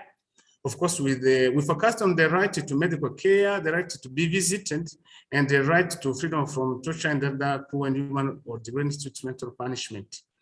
The Commission found out that those rights are respected, and for the right to medical care, the Commission found out that each prison has a clinic at the level of health center that works with the prisons, and has also the nearest hospitals that where prisoners are referred when it is needed. Now we saw that if the detainee's illness cannot be treated at the clinic of the prison, he or is referred to the nearby hospital for treatment through a health insurance scheme. Now here is to highlight that every prisoner in Rwanda has a medical insurance paid by the government, and we can note also that before the prisoner is sent to the prison, the prisoner must be tested negative of COVID-19. Now, here is also to highlight that all prisons have hand washing station and have taken other measures of preventing the spread of COVID-19. As far as, in addition to cope with the propagation of COVID pandemic, the government also has started vaccinating prisoners in all prisons of Rwanda. And apart the prisons, the National Commission of Human Rights has also monitored the RIB stations. I said the RIB is the Rwanda Investigation Bureau stations. It visited in order to, of course, to monitor the respect of the detainees' right with a focus on the right to medical care, the right to be visited, and the right to freedom of torture and other treatments. The Commission found that when a detainee falls sick, he is taken for treatment either using health insurance or that payment for medical expenses at the nearest health center or hospital. But for those with no health insurance and unable to pay for medical care services, medical services are paid by the government. I can also highlight that the Commission found out that all RIB station or police station have the hand wash station, and have taken serious measures of preventing the spread of COVID-19. The same in the transit centers and the rehabilitation centers. We tried to focus on medical care, the right to medical care, and freedom from torture and other poor, inhuman, or degrading treatment or punishment. The Commission found out that the right to medical care for people in detention facilities is respected because any patient is treated at the nearest health center and can be transferred to the nearest hospital for more treatment. I can highlight that during this pandemic, we focused on the 3 lights that I talked above. And all transit centers have a hand washing station and have taken other measures of preventing the spread of COVID-19. We did also the monitoring of human rights in centers for mentally handicapped persons and the psychiatric hospitals. The National Commission of Human Rights found that persons with mental illness were treated by hospitals in 2 categories. The first category is inpatient who were being treated under hospitalization, and outpatients who went to the hospitals every month on a prescribed mental health care program. The Commission finds that the right of persons with a mental illness to receive medical service is requested because of each psychiatric service has a medical specialist who is responsible for following up all patients. With regard to access to medication in psychiatric hospitals, the Commission found that psychiatric patients were treated and received medication based on each patient's health insurance. And those without insurance and those picked from street by security services were helped by local administrative entities to pay the bill. Now, the National Commission for Human Rights, designated as NPM, tried also to... Please try and wind up. Yes, we visit also elderly centers and we found that rights of elderly centers are, persons there are respected. And in conclusion, we saw that even though the COVID-19 pandemic is still active, the NPM must do all their best to fulfill their mandate of prevention of torture and other cruel, inhuman, or degrading treatment or punishment in normal times and crisis 1. As persons deprived of their liberty are always under risk of being subject to torture and ill-treatment. Thank you for kind attention. Thank you. Sorry for rushing you up. I'm told that we might have to renegotiate time with the translators, otherwise we'll be in trouble. But it shows there's a need for more dialogue around these issues. So can I then quickly hand over then to our last speaker, Louise Edwards, from the African Policing and Civilian Oversight, and also a long friend of the Human Rights Commission and NPM. Over to you, Louise. Great, thank you, CEO. And I'll try to keep. I planned for 7 minutes, but I'll try to do it in 5 so that we have at least some opportunity for conversation. So thank you very much for the opportunity.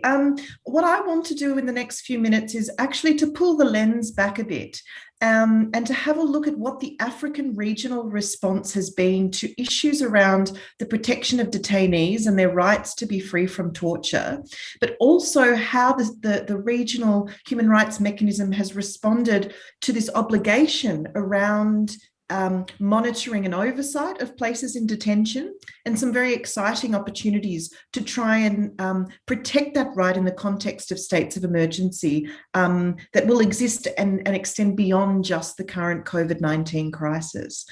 So to do that, I just want to very briefly look at this issue of the protection of detainees and issues around that, and the normative framework that creates this obligation of oversight and accountability on the continent, and look specifically at the work of the Commission of late to interpret and protect that under states of emergency. So just very briefly, we've got the African Commission on Human and People's Rights, which is the human rights mechanism within the AU structures, and they've got a mandate to protect, promote, but also to interpret human rights. And they do this through interpretation and observance of the African Charter on Human and People's Rights. And this charter provides us on the African continent with a very unique perspective when it comes to the limitations of rights under states of emergency and disaster, as we had observed with COVID-19. What the African Charter does is it does not contain a derogation clause. So you cannot derogate, and derogate meaning a whole suspension of rights for any circumstances under the African Charter. This non-derogation clause is not accidental. It wasn't an oversight by the drafters of the African Charter, which applies to every African state, including us here in South Africa, our friends in Rwanda and in Morocco. It wasn't accidental, but it was quite deliberate.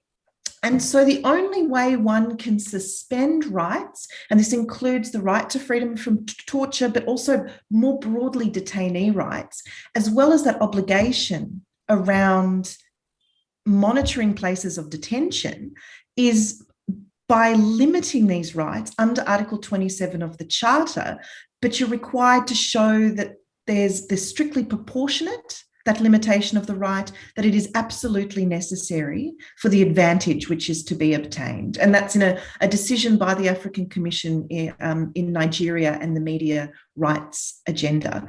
So reflecting back on the presentations that have come before mine, if we applied a strict legal approach, a lot of the limitations that were placed and the restrictions on rights that were placed under states of emergency in our context on the African continent regarding detainees and their rights, and the access of NPMs and other monitoring bodies to places of detention were actually ultra vires. They're not permitted under our normative legal framework. And those obligations, I'm not going to go through them all, but for anybody interested in the jurisprudence, I would refer you to that media rights agenda and Nigeria, which is a decision of the African Commission. But we've also got, and I feel very lucky as a human rights lawyer working on the African continent, we've got an incredibly detailed normative framework for the protection of detainees' rights and the creation of that obligation around monitoring. And I would refer you to things like the Ouagadougou Declaration on Penal and Prison Reform. And what that does is it includes measures for states to reduce prison populations, including through early release and limiting the numbers going in under minor and petty offences.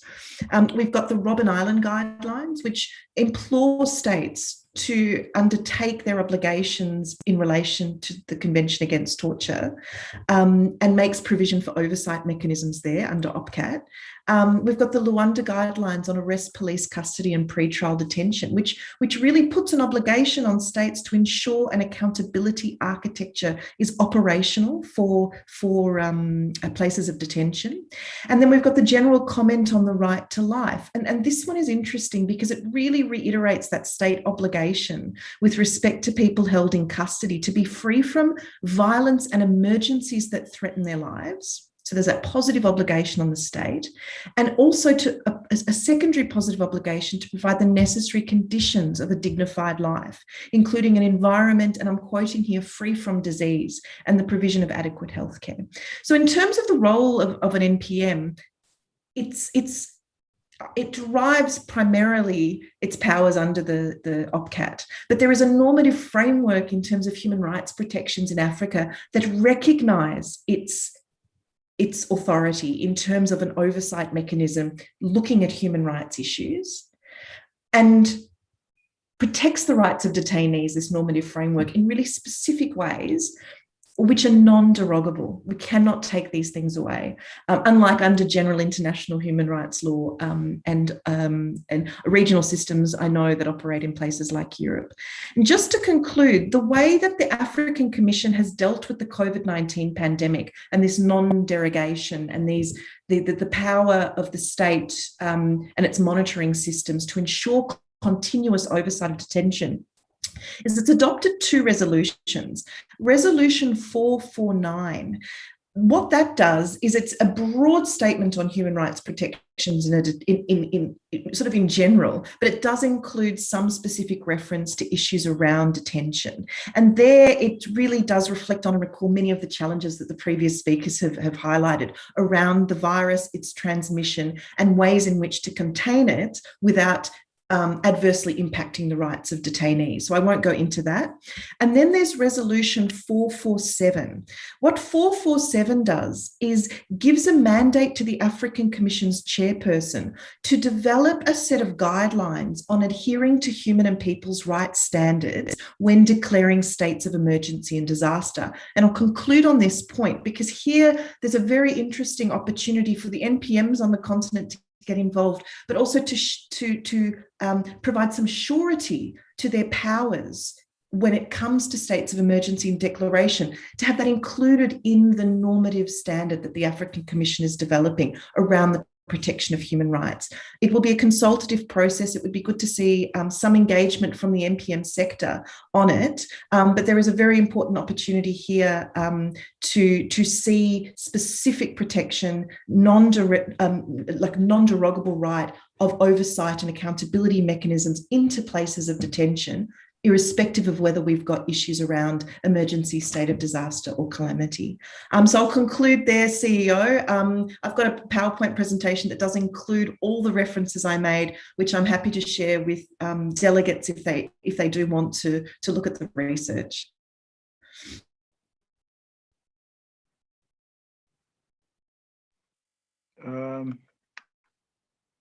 Thanks, Louise.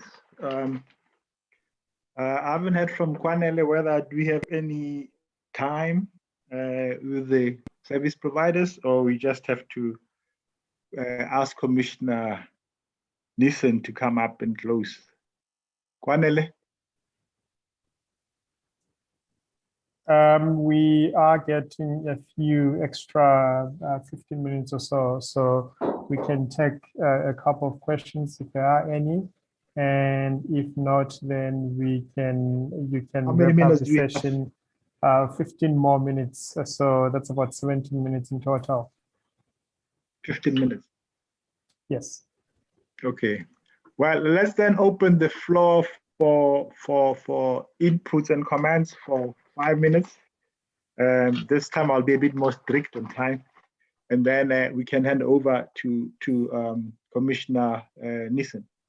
But just for me, I mean, what this discussion really shows is the challenging times, which we are operating under due to COVID-19, as far as the protection of the rights of persons in detention. In our own country, I mean, for example, we're still battling with vaccination of prisoners, I mean, of the frontline staff as well as detainees. But also there have been a number of limitations, which were imposed. And I guess speaking to the points raised by Louisa, which we thought were just temporary, just to avoid. But now clearly there's been massive limitations of the rights of detainees under the guise of COVID-19. Now it's here for quite a long time. So it means many of us in the NPM we'll have to, reassess and readjust how we can then do this work much better. But can I then open the floor then to questions and answers? Kwanele? Otherwise, then I give the panelists about 1 minute each. There is, I think, one question, the one that would come in quickly here, that was posed on the chat box. Is it the Yes, one thank you, about... Kwanele. Yeah, it's from Jean Foucault. He asks, has there been any collaborative initiative on addressing torture between the SPT and the African Human Rights Commission? Grateful if Mr. Abdullah could please attend to this question.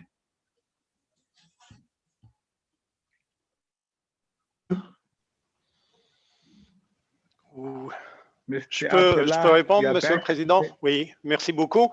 Je suis désolé, cette question a été posée dans le chat, mais je viens juste de la voir. Effectivement, le SPT... And effectively, the SPT, there is right now 3 or 4 years that the SPT has implemented a new politics, which is the cooperation with international organizations, other international organizations, which are working in the framework of human rights.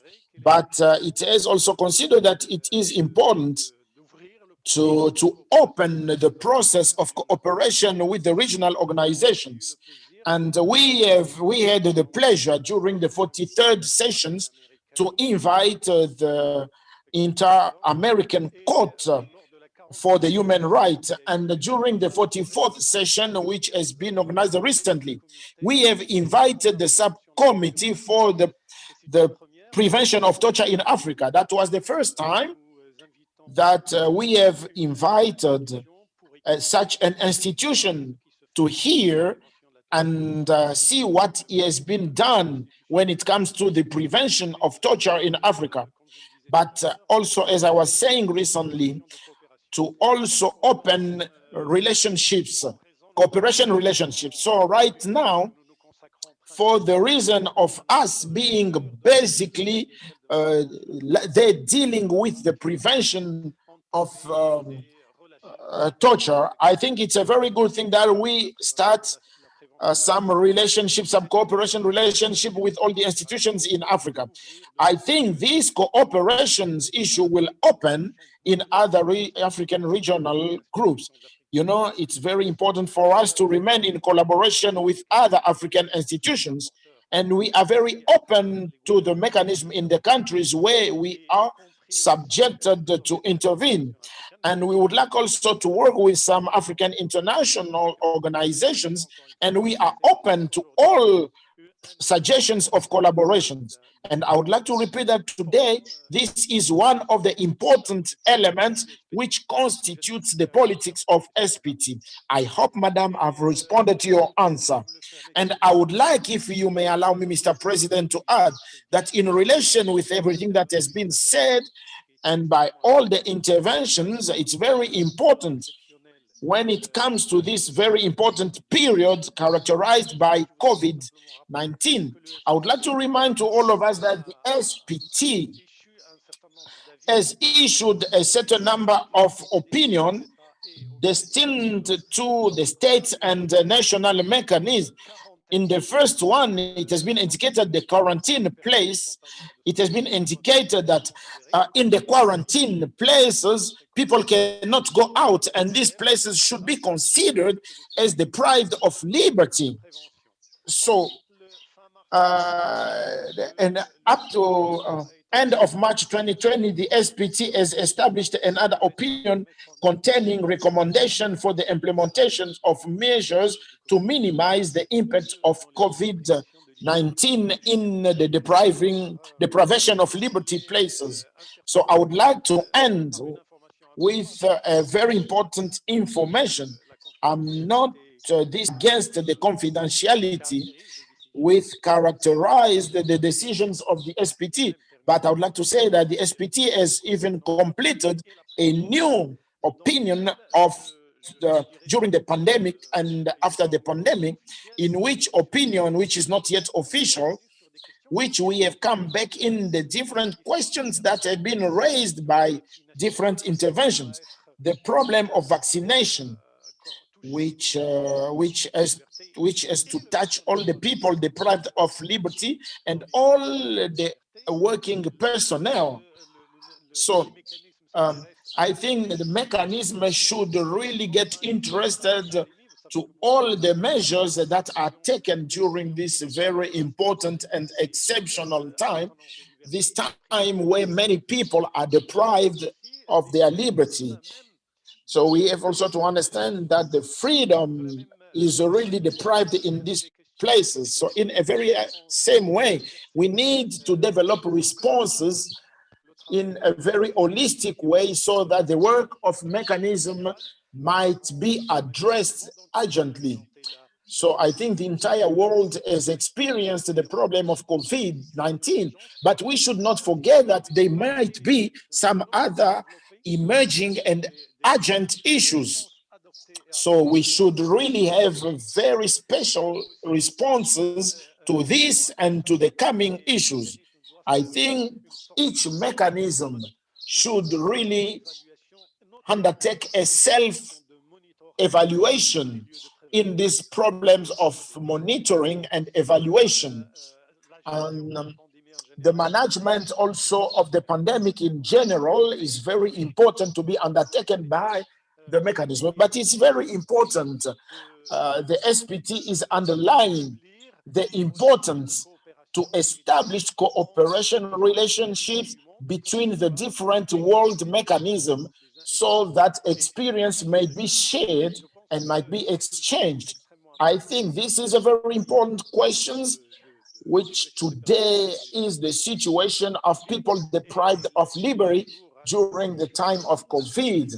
So this is really full of teaching, and it's very important that we know what is going around and what is happening. Thank you, Mr. President.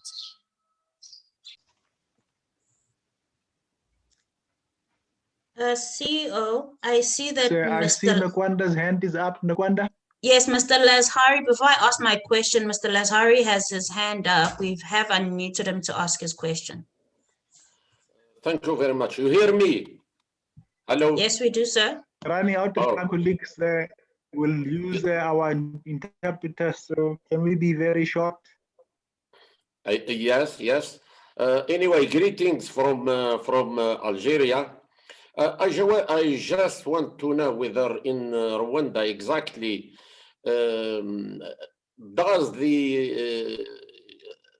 is there any resort to what we call the trial through video for the accused during this COVID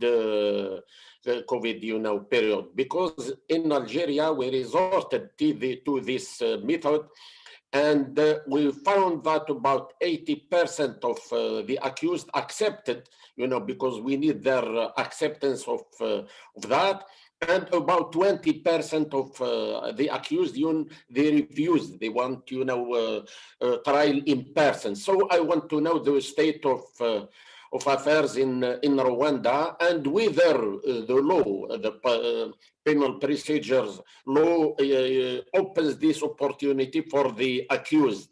Thank you very much.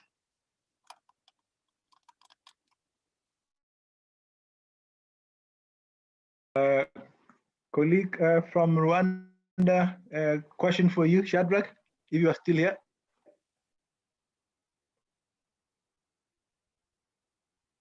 If not, Louise, give it a shot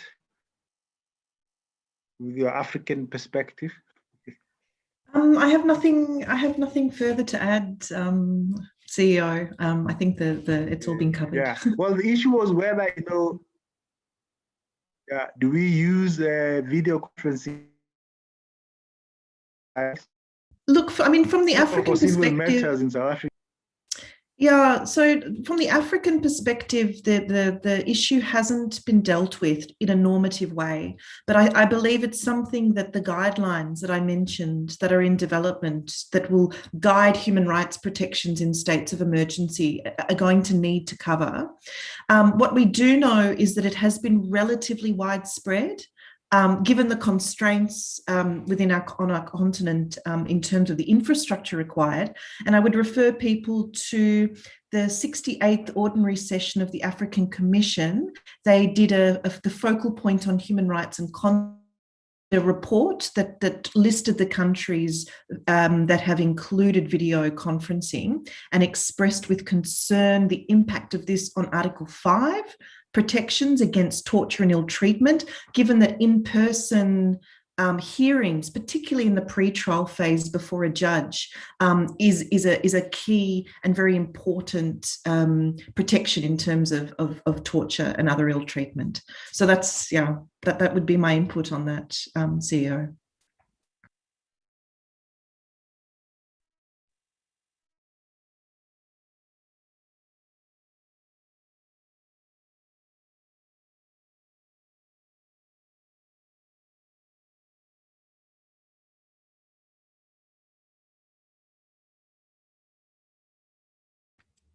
Cornel, it seems CEO is gone. CEO?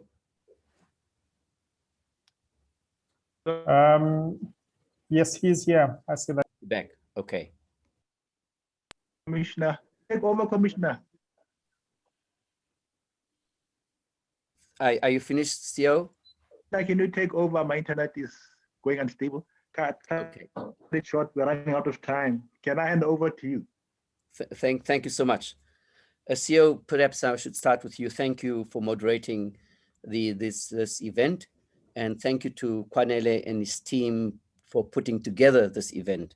And then may I then extend also the gratitude to our speakers, Ms. Abigail Noko, Office of the High Commission for Human Rights, the Honorable John Jeffrey for his input from the Department of Justice, Mr. Abdullah Quinier from the Vice Chairperson of the Subcommittee on the Prevention of Torture, Ms. Lucy Craig, Head of Secretariat United Kingdom, NPM, Mohammed bin Jiba of the Moroccan NPM, Ben Buckland from the APT, Shadrach Mufitumkiza of the NPM Director in the Rwandan NPM. And then, of course, to Louise Edwards. May I just do the following closing remarks, if you don't mind? First of all, thank you all much, and to all the participants that are there, that have been watching us and being part of this debate. And thank you to our staff that has been consistently tweeting on this conference. The outcomes of this conference, we wanted 3 things to be done: proposals on sustaining collaboration and cooperation amongst NPMs, recommendations on the vaccination of people deprived of liberty, proposals on innovative ideas to adopted by NPMs in strengthening the protection of persons deprived of their liberty. I think a lot of discussions have gone into this thing, and we've learned from the other, both from what Ben and others were saying in the Rwandan experience and the Moroccan experience. But what have come out are a number of themes.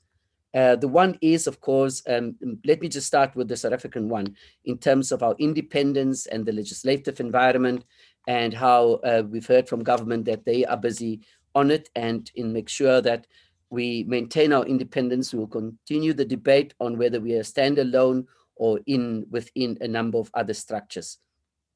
Of course, the collaboration issues is a key one. And I'd like to say that in the next few months, we will be on the continent. We'll be discussing the issue about collaboration of the NPMs. And I think in this regard, we've already had our discussion with the president of the Moroccan Human Rights Commission and the NPM. And we are busy formulating a paper, which we will send to the other NPMs on the continent, both on the region and also on the continent. It is an engagement to collaborate with other NPMs. We have discussed this matter internally and wanted first a peer review, but I think this one of engaging other NPMs and look at how we can establish a forum to learn from one another and to share our practices with one another. Of course, the NPM in South Africa has put the challenges of resources, and welcome what the minister, the deputy minister said about how he will support us in terms of the NPM in South Africa. But we also welcome the fact that both the minister said about, that it's a well-functioned NPM SAA, and also from the SPT that we are meeting the expected challenges there. With regard to the COVID-19, and we welcome those inputs made, and yes, indeed, there's a number of challenges with regard to, monitoring in place of deprivation of liberty at this particular time. But I think the message is very clear, and do not stop monitoring. Do not stop monitoring. Yes, there are challenges in terms of people locate the day of the support for victims of torture. And